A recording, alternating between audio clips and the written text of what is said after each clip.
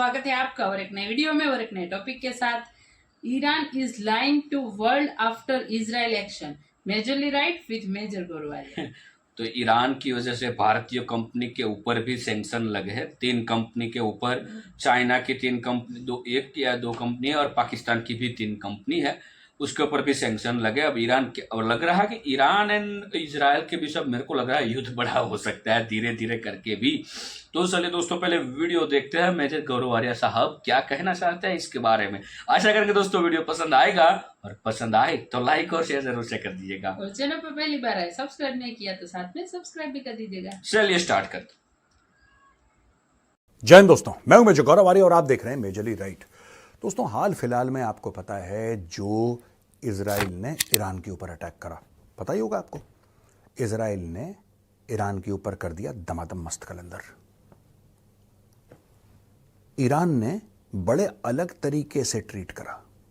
मैं आपको पहले बैकग्राउंड बताता हूं दोस्तों, बड़ी इंटरेस्टिंग चीज है ये। वीडियो आप एंड तक देखना, आराम से बैठ जाते हैं और अब आपको कहानी सुनाते हैं। देखिए स्टोरी क्या है ना, कि जब आपको पता है कि इजराइल ने पहले अटैक करा था दमिश्क में, दमास्कस जो है ना, दमिश्क में इन लोगों ने अटैक करा और वहां पे 12-13 बंदे फड़का दिए, जिसमें से 3 तो जर्नैल थे, ईरान के थे। ये इजराइल ने क्यों करा? पहला तो इजराइल का ये था कि भाई ऑलरेडी ये जनरल हैं, यही लोग भड़काते हैं, यही लोग ट्रेन करते हैं और यही लोग पैसा वैसा देते हैं, सब लोग यही करते हैं, तो जड़ से खत्म करो मैटर को। एक तो ये कारण था। दूसरी चीज, जब आप बिल में धुआं डालते हैं ना दोस्तों, किसी भी जो बिल होता है ना जिसके अंदर सांप रहता है, जब आप उसके अंदर धुआं डालोगे तब सांप निकलेगा बाहर। इजराइल बेसिकली दमिश्क में उस होल के अंदर ना धुआं डाल रहा था। उसने डाला धुआं, सांप बाहर निकला। सांप बाहर निकला, इन्होंने इजराइल के ऊपर मिसाइलें मारी, cruise missile, ballistic missile, drone 300 से ऊपर, और आपको पता है कि 99% गिरा दी। ये सारी स्टोरी पुरानी है, ये कई बार सुन चुके हैं आप।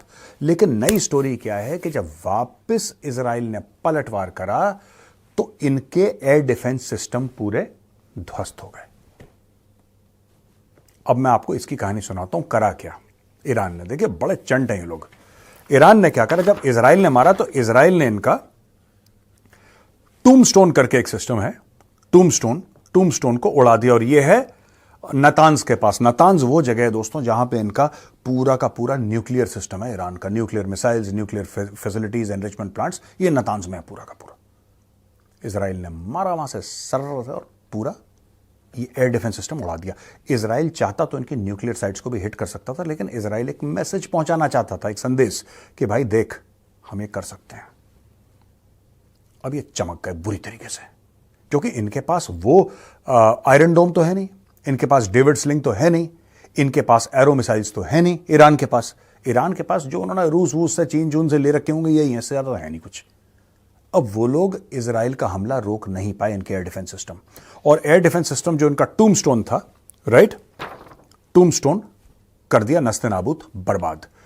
अब इन्होंने क्या करा कि जल्दी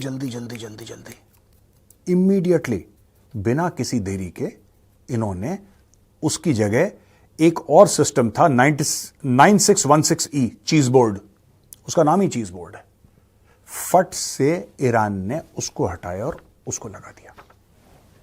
समझ गए? एक सिस्टम इजराइल ने तोड़ दिया, जैसे इजराइल ने उसको तोड़ दिया, बर्बाद कर दिया, इन लोगों ने वो सिस्टम हटा के फट से दूसरा सिस्टम वहां पे लगा दिया। इनकी पोल तब खुली जब सैटेलाइट इमेजेस आम हो गई। ये देखिए सैटेलाइट इमेजेस आपके स्क्रीन पे, पहले और बाद में। ये बर्बादी का सबूत है सैटेलाइट इमेजेस, ठीक है जी। अब हुआ ये कि जब सैटेलाइट इमेजेस, ये किसने करा? क्रिस बिगर्स है, एक बंदा अमेरिका में बैठता है, क्रिस बिगर्स। ये फॉर्मर इमेजरी एनालिस्ट है अमेरिका के नेशनल जियोस्पेटियल इंटेलिजेंस एजेंसी का,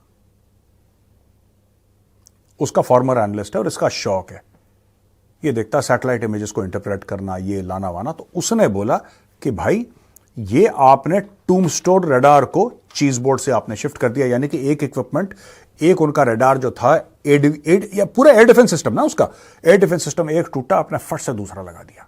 अब क्यों लगाया? इसको लगाने के पीछे क्या फिलॉसफी थी? पहली फिलॉसफी ये थी कि इजरायलियों को यह बता दें कि हम अभी भी तैयार हैं। अगर तुमने बर्बाद भी करा है तो कोई बात नहीं, हमारे पास दूसरा सिस्टम है, हम अब भी तैयार हैं। एक तो ये फिलॉसफी थी। दूसरी फिलॉसफी इनकी ये थी कि कल दुनिया के सामने मुकर जाएं, क्योंकि ईरान अभी तक नहीं मान रहा कि उनका जो सिस्टम था टूमस्टोन वो ठोक दिया इजराइल ने। झूठ बोल दो दुनिया के सामने, ऐसा तो कुछ हुआ ही नहीं है, ऐसा कुछ हुआ ही नहीं है। आपको याद है जब भारत ने बालाकोट में जाके 300 से ज्यादा जैश ए मोहम्मद के टेररिस्ट को मारा था, तो पाकिस्तान, ऐसा तो हुआ ही नहीं, कुछ पेड़ टूटे, कुछ कौए मरे, कुछ हुआ ही नहीं। ये जो स्ट्रैटेजी है डिसेप्शन की ना, ये लोग बड़ा इस्तेमाल करते हैं इसको। खूब मार खाएंगे, खूब मार खाएंगे। 1971 में 93,000 फौजी सरेंडर कर दिए। Largest surrender after second world war, largest surrender after second world war. हो गया, कर दिया पाकिस्तानियों ने, हथियार डाल दिया। उनके जर्नल से लेकर सिपाही, रैंक एंड फाइल में हथियार डाले। 3 साल रहे भारत में बंदी बनक, 3 years। आज की तारीख में पाकिस्तानियों से पूछो कुछ हुआ था?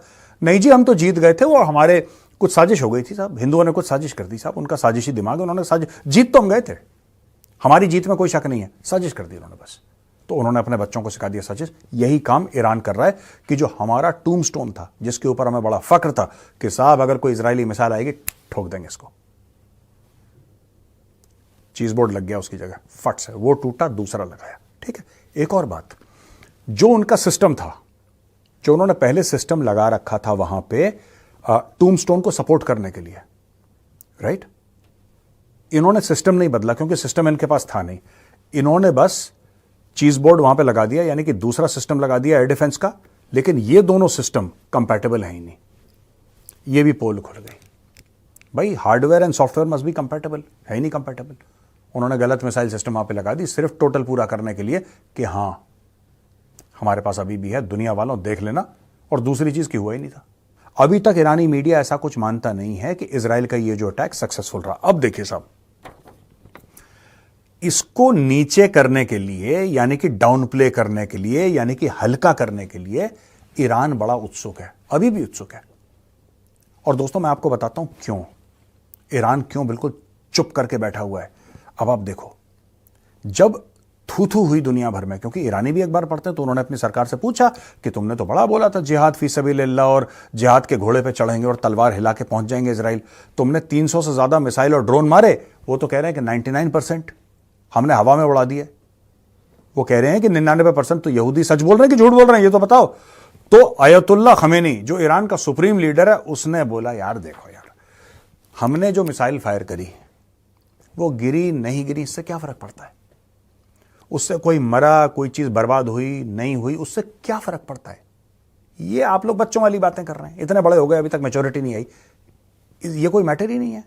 जब मिसाइल हमने मारी, वो कहीं लगी या फूटी या हवा में बर्बाद कर दी, ये कोई बात ही नहीं है। बात यह है कि दुनिया को यह पता लग गया कि हम मिसाइल छोड़ सकते हैं। आपने कभी इतनी बड़ी बेवकूफी की बात सुनी है? मिसाइल का एम क्या होता है? मिसाइल का एम है कि जहां पे गिरे वो बर्बादी फैलाए। कोई मिसाइल बिल्डिंग के ऊपर गिरे, बिल्डिंग खत्म। बड़ी मिसाइल अगर गिरे तो पूरी की पूरी कॉलोनी बर्बाद। मिसाइल का एम ही है यार, कोई भी मिसाइल का एम यही है, बर्बादी।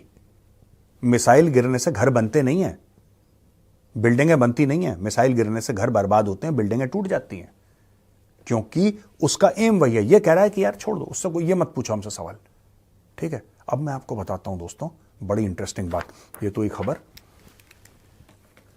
ईरान चुप क्यों हो गया? और 2-3 कारण थे जो हम डिस्कस कर चुके हैं पहले भी, मेजरली राइट पे, कि ये लोग पाकिस्तान चले गए ना, पाकिस्तान चले गए। तो 2-3 कारण थे यार इनके पाकिस्तान जाने के। पाकिस्तान को वार्न करना कि तुम गैस पाइपलाइन बना दो, पाकिस्तान को यह बोलना कि भाई अगर ऐसा कुछ हो तो ऐसा ना हो कि तुम हमारी पीठ पे खंजर उतार दो। ये सारे प्रोग्राम थे। एक और चीज थी जिसकी वजह से Ibrahim Reasi, president of Iran, ये गया पाकिस्तान। एक और, तो दोस्तों बेसिकली ईरान का ये फंडा था कि जब ईरान अटैक करे, इजराइल को अटैक करे, राइट, और वापस इजराइल इनके ऊपर अटैक करे, तो अब लोगों को यह पता लग जाए कि हां अब लड़ाई शुरू हो गई मुसलमानों और यहूदियों के बीच में। ठीक है, जो सही अल बुखारी में लिखा है और कई किताबों में लिखा है कि एक दिन तुम्हारी जंग होगी यहूदियों के साथ। ये सब तो लोग बड़े एक्साइटेड हो गए कि एक दिन तुम्हारी जंग होगी यहूदियों के साथ। उन्होंने बोला कि ईरान चल देगा जिहाद के घोड़े पे तलवार हिला के कि तेहरान में कि चलो यहूदियों को मारते हैं। ईरान का ये एस्टिमेट था कि जो मुसलमान हैं बड़े एक्साइट हो गए, हमारे पीछे खड़े हैं, अब हम आलम इस्लाम के लीडर हैं, ठोको इसराइल को, सबको ठोको, सऊदी को लाइन में लाओ, यूएई को लाइन में लाओ, सबको लाइन में लाओ, और सारे मुस्लिम देशों को बोलो कि हमने वो काम कर दिया, ईरान ने वो काम कर दिया जो कोई भी मुसलमान देश नहीं कर पाया, इसलिए हम लोग लीडर हैं आलम इस्लाम के। ये प्लान था भाई साहब का। जब इन्होंने ये देखा कि कोई भी मुस्लिम कंट्री इनके साथ नहीं खड़ी है, कोई भी मुस्लिम कंट्री ये नहीं कह रही कि हम आपका साथ देंगे, सब चुप हैं, तब इन्होंने रुख करा। पाकिस्तान बोला कि सबसे फारिग लोग कौन से हैं, आलम इस्लाम में सबसे फारिग मुल्क कौन सा है? वो बोला जनाब पाकिस्तान। चलो पाकिस्तान, चलो पाकिस्तान, इन लोगों को फर्क ही नहीं पड़ता है। वो आया पाकिस्तान, क्योंकि किसी ने सपोर्ट नहीं करा दोस्तों, किसी अरब मुल्क ने सपोर्ट नहीं करा। किसी ने ये नहीं बोला कि आप लड़ो, हम आपके साथ हैं। किसी ने ये नहीं बोला कि हम फौजें आपके साथ भेजेंगे। किसी ने ये नहीं बोला कि आप चिंता मत करो, हम पैसे भेजेंगे। किसी ने ये नहीं बोला कि हम एमुनेशन भेजेंगे। किसी ने ये भी नहीं बोला कि हमारे डिप्लोमेट आपके साथ खड़े हैं, डिप्लोमेटिकली आपको डिफेंड करेंगे। किसी ने नहीं बोला, एक ने।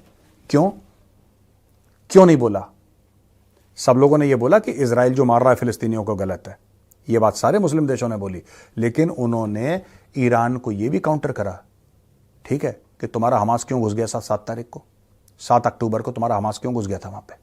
ये कौन सा मैटर है, जरा बताना हमें, पहली बात। दूसरी चीज, उनके खुद के देशों में ईरान ने कलेश बचा रखा है यार। सऊदी अरब के अंदर इन्होंने आतंकवाद फैला रखा है। सुन लो मेरी बात, सऊदी अरब के अंदर ईरान ने आतंकवाद फैला रखा है, फिलिस्तीन के अंदर हमास पैदा कर दिया, लेबनान के अंदर हिजबुल्लाह पैदा कर दिया, कहीं पे हूथी पैदा कर दिए, कहीं पे फलानी तंजीम, कहीं पे फलानी तंजीम। 10-15 मुसलमान देशों में इन लोगों ने अपने बंदे फैला रखे हैं, अपने बंदे फैला रखे हैं कि तुम वहां पे आतंकवाद करो, आतंकवाद करो। आज की तारीख में जो वहां का जो लीडर है, उस पर्टिकुलर देश का लीडर, वो चिढ़ेगा ही इनसे। और ये सारे के सारे भैया भरे बैठे हैं, ये भरे बैठे हैं।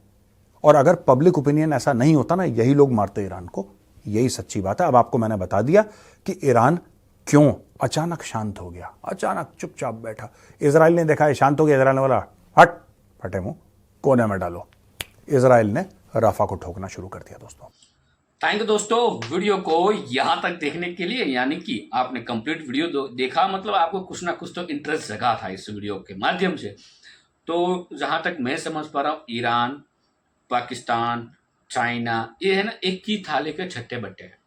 ये सिर्फ और सिर्फ दुनिया को दिखाना चाहते हैं हम ताकतवर। हालांकि चाइना थोड़ा ताकतवर है, उसमें तो कोई दो राय नहीं है, लेकिन चाइना माइंड गेम बहुत खेलता है। अब यहाँ पे ईरान है, पाकिस्तान है, ये जो हर बार ये डंका बजाते हैं ना, मुस्लिम वाला डंका, ये सिर्फ और सिर्फ दुनिया को दिखाने चाहते हैं हम पावरफुल है, फलाना ढिमकाना जो भी है। लेकिन ये सिर्फ और सिर्फ दुनिया को दिखाना चाहते हैं हमने ये किया है, बाकी ताकत नहीं है। क्योंकि देखो, एक होता है कि जो भूखा शेर होता है ना, उसको कभी छेड़ना नहीं चाहिए। लोग जनरली, हमें हमारे बुजुर्ग कह के गए हैं, बड़े लोग कहते हैं कि भूखा शेर को कभी मत छेड़ा करो। उससे क्या होता है? हाँ, यही होता है जो आप लोगों ने देखा है, मतलब हम उसी का एक खुराक बन जाते हैं, ठीक है। ऑलरेडी ईरान को पता है। लेकिन ये जो हो रहा था ना जिहादे वाली बातें, ये प्रोटेस्ट हो रहा था पाकिस्तान में, ईरान में, ये फिलिस्तीन वाला, तो थोड़ा बहुत कर दिया। अब समझ में ये नहीं आ रहा कि हाँ, सबसे बड़ी गलती कर दी, क्योंकि उनको पता ही नहीं था कि बाप ऊपर बैठा है अमेरिका, तो सैंक्शन पे सैंक्शन ठोक रहा है ईरान के ऊपर, उसको पता ही नहीं है। क्योंकि इजराइल के साथ अमेरिका खुलेआम बोल रहा है, सपोर्ट दे रहा है, और अमेरिका ने कई सारे सैंक्शन लगा दिए हैं ईरान के ऊपर, और सैंक्शन लगेंगे। उनमें मैंने आपको स्टार्टिंग में बताया था, भारत की भी 2 या 3 कंपनियां हैं जिसके ऊपर अमेरिका ने सैंक्शन लगा दिया है। कल की बात मैं कर रहा हूँ, कल की न्यूज़ आप जाके जरूर देख लीजिएगा, आपको पता चल जाएगा। अब वो कंपनियां क्या काम करती थी, ईरान को ये जो इक्विपमेंट बनाने के लिए जो प्रोडक्ट चाहिए, जो इक्विपमेंट चाहिए, वो सप्लाई करते थे। तो उसमें देखो, ये ऐसा नहीं है कि बुरी चीज़ है, ये तो हो रहा था से, और परमिशन के बाद ही सब कुछ होता है। लेकिन ईरान ने उसका गलत इस्तेमाल किया, तो ईरान के साथ जो भी कंपनियां ऑलरेडी लिंकेड थी, उनके ऊपर सैंक्शन लगा दिया, ताकि ईरान दोबारा ऐसी गलतियां ना किया करे। हालांकि इजराइल ने अच्छे से ठोका है, उसमें कोई दो राय हाँ, नहीं और है। झूठ बोलने में माहिर, दूसरा बोर्ड लगा दिए, मतलब वो बिल्कुल, एक अरे system। कुछ भी लगाए कोई फर्क हाँ। नहीं पड़ा। देखो इजराइल का तो एक ही है, उसको आप उंगली करोगे तो वो सफाया करेगा, काट देंगे। ये पक्का हो चुका है इजराइल का। इजराइल ने खुलेआम बोल दिया, ईरान से डरने वाला कंट्री है नहीं, और हाँ, ईरान से भी बहुत छोटा कंट्री है इजराइल, फिर भी ठोकेगा, आराम से ठोकेगा। बाकी दोस्तों ये वीडियो आपको कैसी लगी है कमेंट में लिखकर जरूर बता दीजिए। फिलहाल दोस्तों आपसे विदाई ले रहे, लेकिन मिलते हैं और एक नए वीडियो में आपके साथ। टिल देन, जय हिंद, जय भारत।